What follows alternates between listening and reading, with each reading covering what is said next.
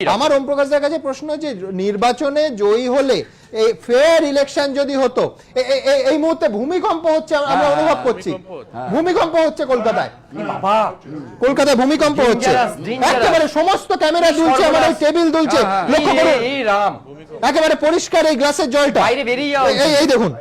বাইরে বেরিয়ে যাও সম্পূর্ণ ভূমিকম্প হচ্ছে এবং যথেষ্ট জোরে বাইরে বেরিয়ে যাও যথেষ্ট জোরে ভূমিকম্প হচ্ছে বাইরে বেরোনো উচিত বাইরে বেরোনো জোরে উচিত হ্যাঁ না না না আমার মনে হচ্ছে একেবারে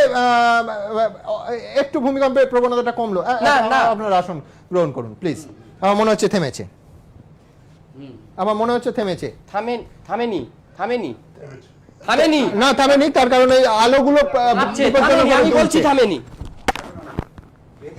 দেখা যাক আমরা একটু সময় নিই থামেনি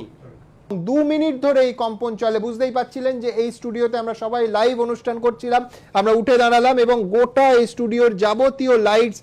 একেবারে 2 মিনিটেরও বেশি সময় ধরে নড়তে লাগলো এবং